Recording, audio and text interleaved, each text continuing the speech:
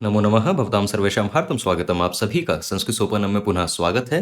और ये भाग 3 है हमारे राम रक्षा स्तोत्रम वीडियो श्रृंखला का। तो इससे पहले जो 2 पार्ट आए हैं, जो 2 भाग आए हैं, उनमें हमने राम रक्षा स्तोत्रम के ध्यान श्लोका और 9 श्लोका, पहले के 9 श्लोका को पूरा करा है। और इस भाग में हम अगले 5 श्लोका को देखेंगे। और इन 5 श्लोका को मैं साथ में इसलिए ले रहा हूँ क्योंकि ये हमें इस राम रक्षा स्तोत्रम को करने के लाभ को बताते हैं। तो देखिए, जब भी हम कोई भी स्तोत्रम पढ़ते हैं या हम कोई भी पाठ करते हैं तो उसका लाभ क्या होगा, तो ये फलश्रुति कहलाती है। लेकिन ऐसा नहीं है कि कुछ फलश्रुति इसको अलग से ऐसा श्लोका लिखा गया है इसमें राम रक्षा स्तोत्रम में, परंतु ये जो अगले 5 श्लोका हैं ये उसी फलश्रुति का बोध कराते हैं। वैसी ही बात बताते हैं कि यदि हम इस राम रक्षा स्तोत्रम को पढ़ते हैं तो उसका हमें क्या लाभ मिलता है। तो हम इन अगले 5 श्लोका को देखते हैं इस पार्ट में।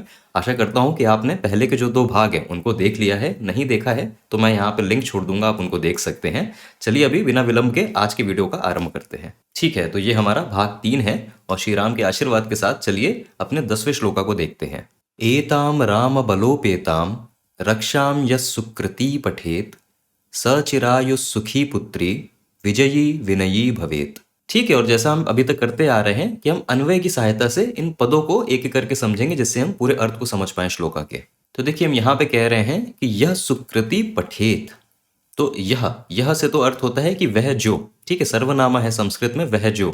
और सुकृति, तो देखिए कृति इसका अर्थ होता है कि जो आपका कार्य होता है, जो आपके एक्शन होते हैं। और सुकृति तो जो अच्छे कार्य करता है, जिनको कहते हैं कि ऑस्पिशियस एक्शंस।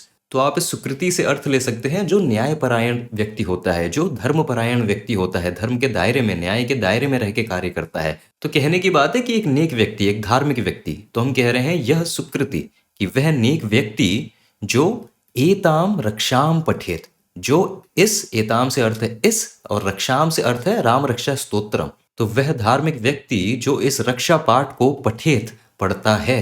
तो देखिए, ये जो क्रियापदा है तो संस्कृत में ये विधिलिंग लकार में क्रियापदा आता है। और विधिलिंग लकार का अर्थ होता है कि एक कार्य को करना चाहिए, कि पढ़ना चाहिए। परंतु यहाँ पे जिस भाव से लिखा है पठेत, तो ये पोटेंशियल को बता रहा है, संभावना को, कि जो उसको पढ़ेगा, जो इसकी ये कार्य करेगा। ठीक है, और देखिए रक्षा, तो यहाँ से रक्षा का अर्थ तो होता है कि वो जो रक्षण करने की क्रिया होती है, परंतु यहाँ रक्षाम का अर्थ है राम रक्षा स्तोत्रम। उस स्तोत्रम की ही हम यहाँ बात कर रहे हैं, उस रक्षा पाठ की ही बात कर रहे हैं। और फिर जो इससे पहले पदा है राम बलोपेताम, तो यहाँ पे 3 पदा है, राम, बल और उपेताम। देखिए, राम तो राम की, प्रभु श्री राम की बात हो रही है। बल मतलब उनका बल, वह शक्ति। और उपेता, तो उपेता हमने पहले भी देखा है, जानकी लक्ष्मणोपेतम। तो वहां भी जानकी लक्ष्मण उपेता, उपेता होता है उसके संग, उसके साथ या उससे युक्त। तो इस रक्षा स्तोत्रम की हम शक्ति का वर्णन कर रहे हैं कि ये रक्षा स्तोत्रम राम के बल से युक्त है। ठीक है, तो अभी पहली पंक्ति का अर्थ क्या हो गया कि वह धार्मिक व्यक्ति जो इस रक्षा पाठ को, जो राम बल से युक्त है, इसको अगर पढ़ेगा, इसका पाठ करेगा, तो वह व्यक्ति चिरायु सुखी पुत्री विजयी विनयी च भवेत, कि उस व्यक्ति में ये लाभ होंगे। ठीक है, अब ये क्या कह रहे हैं, तो चिरायु, जिसका अर्थ होता है दीर्घ आयु। ये जो चिरा होता है, तो चिरा का अर्थ होता है दीर्घ। नियम कहते हैं चिरकाल, दीर्घ काल, बहुत लंबा समय। तो चिरायु दीर्घ आयु, कि उसकी लंबी एज होगी, उसकी दीर्घ आयु होगी। फिर हम कह रहे हैं कि वह सुखी भवेत, वह सुखी होगा। भवेत का अर्थ होगा कि वैसा होगा।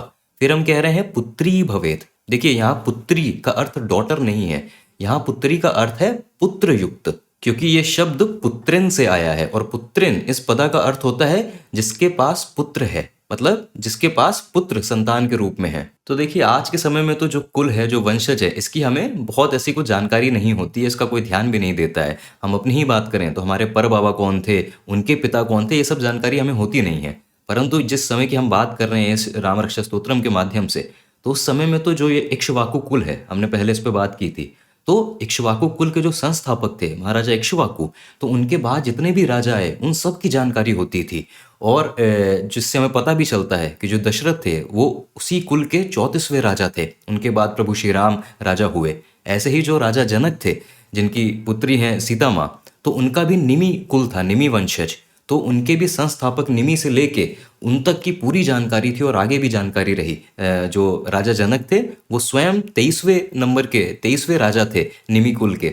तो पहले ये वंशज का बहुत मान्यता होती थी, उसको बहुत माना जाता था, इसका ध्यान रखा जाता था। तो उसी संदर्भ में यहाँ पे बोला जा रहा है कि पुत्री भवेत, कहने का अर्थ है कि संतान के रूप में उसको पुत्र मिलेगा, वो वरदान मिलेगा, क्योंकि पुत्र वो वंशज को बनाए रखते थे। क्योंकि पुत्री का विवाह तो दूसरे कुल में हो जाता था, तो वो उस कुल के वंश को आगे बढ़ाती थी, परंतु स्वयं के कुल को आगे बढ़ाने के लिए आपको पुत्र की आवश्यकता होती थी। तो इसीलिए इसके पाठ करने से फल स्वरूप कहा जा रहा है कि सह पुत्री भवेत। कहने का अर्थ है कि सह पुत्रिन भवेत, पुत्र युक्त हो, कि संतान के रूप में उसको पुत्र मिले, ये ऐसा वरदान मिले जिससे उनका वंशज बना रहे।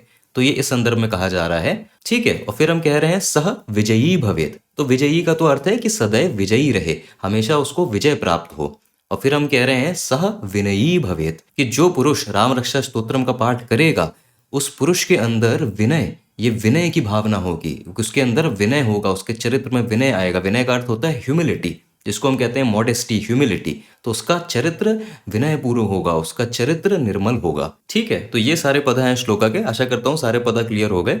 अभी आगे बढ़ते हैं और अपने 11वें श्लोका को देखते हैं। पाताल भूतल व्योमचारणश्छद्म चारिणः ना द्रष्टुमपि शक्तास्ते रक्षितम राम नाम भी। तो देखिए, श्लोका की पहली पंक्ति के जो सारे पद हैं वो सभी समास और संधि के कारण एक में ही जुड़े हैं, परंतु जब हम इनको अलग करते हैं तो हमें पदा मिलता है पाताल भूतला व्योमचारिणः और छद्मचारिणः। ये दो अलग पदा हैं। और देखिए, इन दोनों पदा में ये जो चारिण है ये कॉमन है, ये सामान्य है। तो चारिणः का क्या अर्थ होता है? तो चारिणः ये आया है चारिन इस प्रातिपदिका से, जिसका अर्थ होता है जो विचरण करता है, जिसको हम अंग्रेजी में कहते हैं ना वॉन्डरर, तो जो विचरण करते हैं।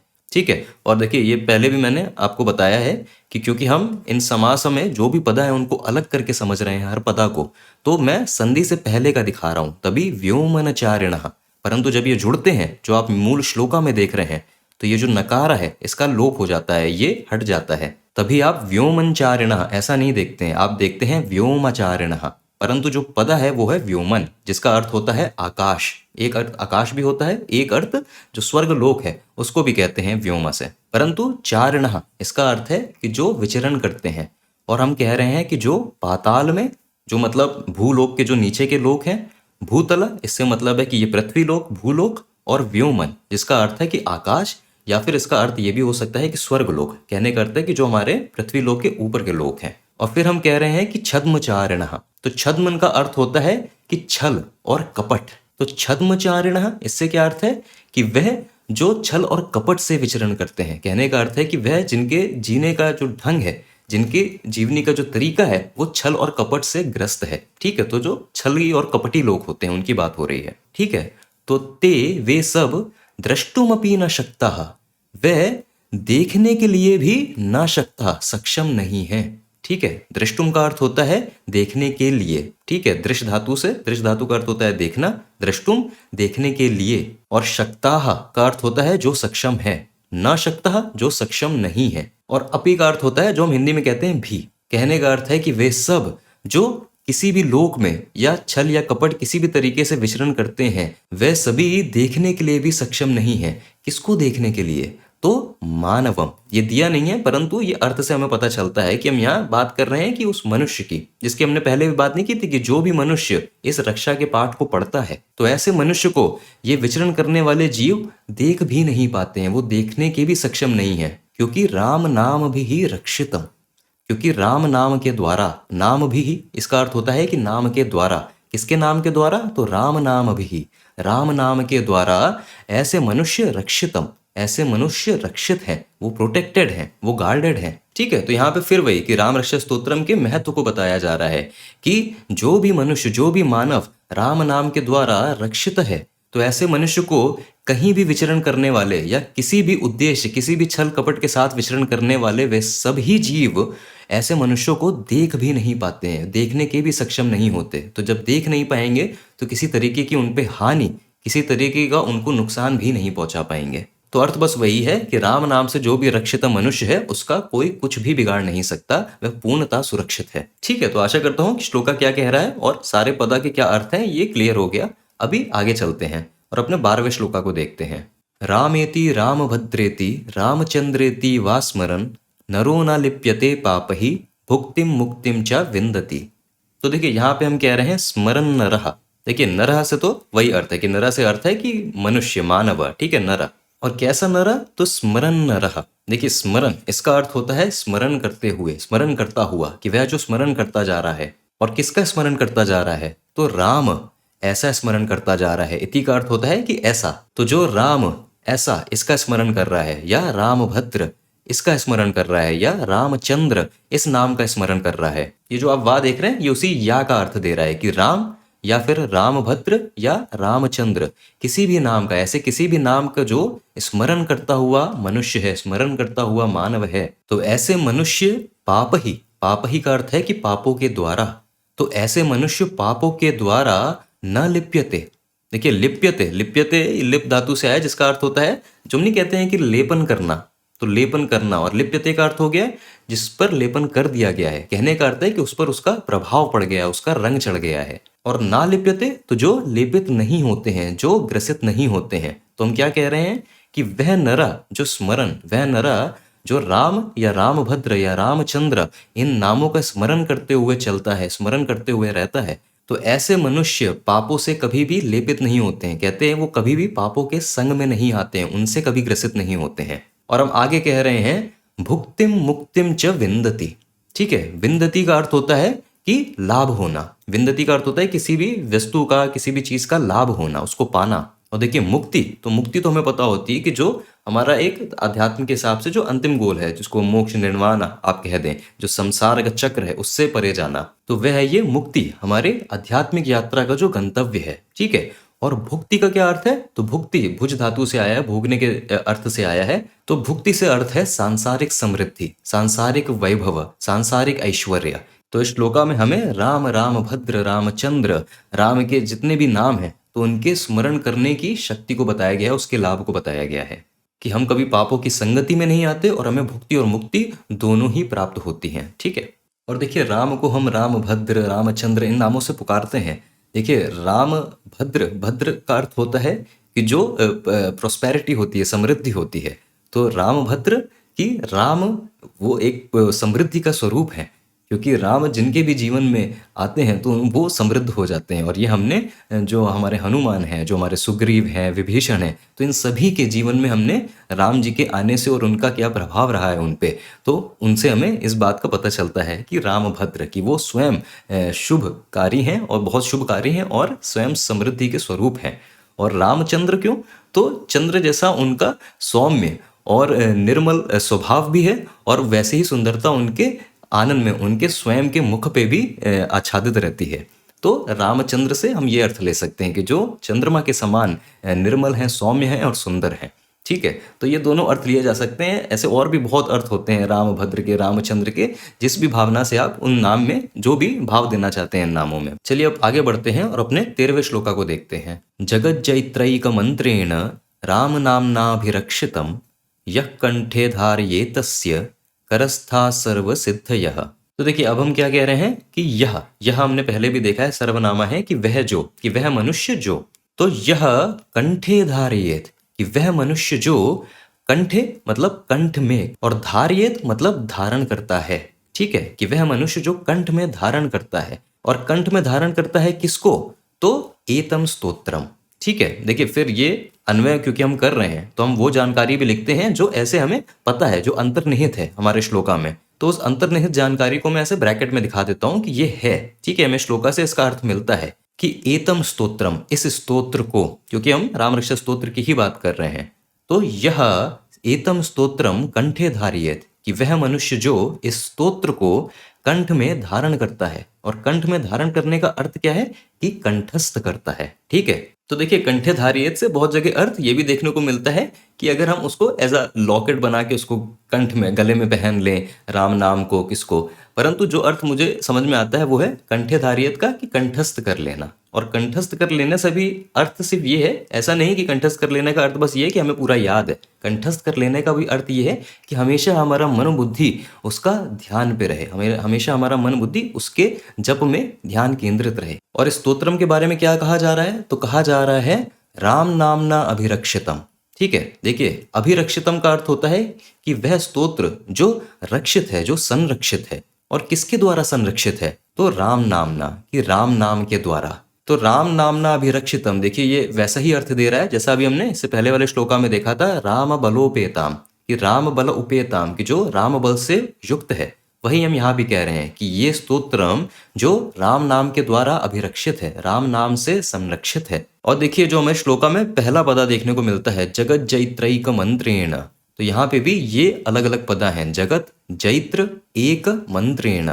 जगत और जैत्र के बीच में जब संधि होती है तो जगत जैत्र हो जाता है, ता की जगह ये जा हो जाता है। जैत्र एक, ये जुड़ के हो जाता है जैत्रैक, एक की जगह ऐ हो जाता है, और मंत्रेण, तो जब ये जुड़ते हैं तो संधि के नियमों की वजह से जगत जैत्रैक मंत्रेण ऐसे जुड़ते हैं। परंतु क्योंकि अभी हम इनके पदों को समझ रहे हैं तो मैंने संधि हटा के मैंने लिखा है जगत जैत्र एक मंत्रेण। तो हम राम नाम की व्याख्या कैसे कर रहे हैं कि राम नाम जगत जैत्र एक मंत्र, कि जगत पर विजय प्राप्त करने वाला एक इकलौता मंत्र है, इतनी शक्ति है राम नाम में। देखिए जगत का अर्थ हो गया संसार, जैत्र का अर्थ होता है जो विजेता है, जिसने विजय प्राप्त की है, और एक मंत्र जो हम नहीं कह देते हैं कि वो एकमात्र, वो एक अकेला ही काफी है, उस भाव में। तो हम क्या कह रहे हैं कि संपूर्ण जगत पर विजय प्राप्त करने वाला वह एक मंत्र जो ये राम नाम है। तो इस राम नाम के द्वारा जो संरक्षित ये स्तोत्र है, इसको कंठे धारियेत, इसको कंठस्थ कर लेता है जो मनुष्य, तस्य सर्व सिद्धयः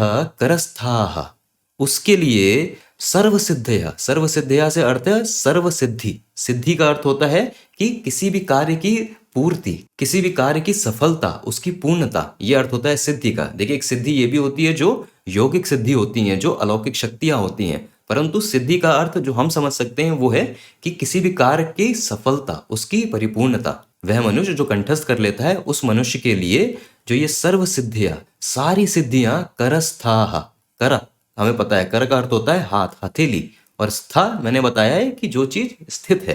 तो कहने का अर्थ है कि ऐसे मनुष्य के लिए सभी प्रकार की सफलता है, सभी कार्यों की परिपूर्णता उसकी हथेली में स्थित होती है, कि उसके हाथ का खेल होता है, सब कुछ उसके पास होता है। ठीक है, तो कहने का बस यही अर्थ हुआ कि राम नाम के और इस स्तोत्रम के जप से मनुष्य हर प्रकार की सफलता को बड़ी ही सुलभता से प्राप्त कर सकता है। ये अर्थ दे रहा है ये श्लोका। आशा करता हूं कि सारे पदा क्लियर हो गए। और अब एक आखिरी श्लोका को देख लेते हैं, अपने 14वें श्लोका को। वज्र पंजर नामेदम यो राम कवचम स्मरेत अव्याहताग्न्य सर्वत्र लभते जय मंगलम। तो यह राम कवचम स्मरेत, कि वह मनुष्य जो इस राम कवच को स्मरेत, इसका स्मरण करेगा। और इदम राम कवचम, तो इदम ये सर्वनामा है कि इस राम कवच को, ठीक है, कि इस राम कवच को जो स्मरेत, जो स्मरण करेगा, उसका जो पाठ करेगा। और इसी राम कवचम के लिए हम एक विशेषण का प्रयोग कर रहे हैं, वज्र पंजर नाम। कहने का अर्थ है कि वह राम कवचम जो वज्र पंजरा नाम से भी जाना जाता है। तो इस राम रक्षा स्तोत्रम का एक और नाम भी है वज्र पंजरा स्तोत्रम। और देखिए जो जो नाम है वज्र पंजरा, तो अगर इसके शाब्दिक अर्थ को समझें तो देखिए वज्र तो जो एक इंद्र का जो एक शस्त्र है वो भी वज्र होता है, और वज्र का एक अर्थ हीरा भी होता है, डायमंड। और पंजरा, पंजरा से अर्थ होता है जो आर्मर होता है, जो कवच होता है। तो वज्र पंजरा का एक ये अर्थ हो सकता है कि वो कवच जो इंद्र के भी वज्र को झेल जाए, उसको, उसकी भी शक्ति को वो अपने वशीभूत कर ले। तो ऐसा शक्तिशाली कवच, ठीक है। और एक अगर आप दूसरा अर्थ देखें वज्र का जो हीरा होता है, तो हीरे का कवच। कहने का अर्थ यही है कि वज्र पंजरा, इस नाम से थोड़ा सा अर्थ यही मिल रहा है कि एक बहुत ही शक्तिशाली कवच, ठीक है, एक अभेदा कवच जिसको कोई भेद नहीं सकता, जिसपे कोई किसी भी तरीके की हानि नहीं पहुंचा सकता। तो उस वही नाम यहाँ पे एक शाब्दिक अर्थ मिलता है। तो पहली पंक्ति क्या कह रही है कि वह जो वज्र पंजरा नाम इस राम कवच को स्मरेत, स्मरण करेगा, सह वह मनुष्य अव्याहताज्ञः। देखिए इसमें दो पदा हैं, अव्याहता और ज्ञः।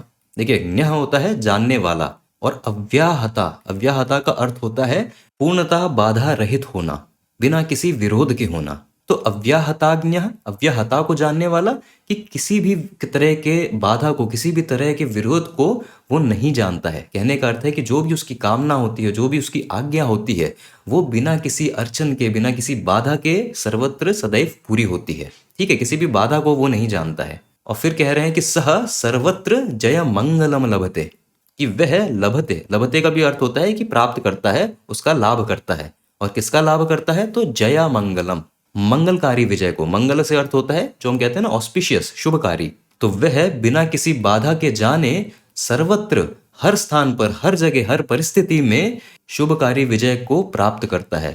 वह जो वज्र पंजरा नामक इस राम कवच को स्मरण करता है, उसका पाठ करता है। ठीक है, तो आशा करता हूं कि ये सारे पदा और इसका अर्थ भी क्लियर हो गया। तो जैसा आपने देखा कि ये जो श्लोका थे, तो ये उस फलश्रुति, उसके भाव को हमें थोड़ा सा दर्शा रहे थे कि यदि हम ये पाठ करते हैं, इस राम रक्षा स्तोत्रम को पढ़ते हैं और इसको स्मरण करते हैं, इसकी चिंतन करते हैं, तो उसके क्या क्या लाभ होते हैं उस ऐसे मनुष्य को कि जो ऐसा करता है। तो वही फलश्रुति का थोड़ा सा हमें यहाँ पे भाव देखने को मिलता है।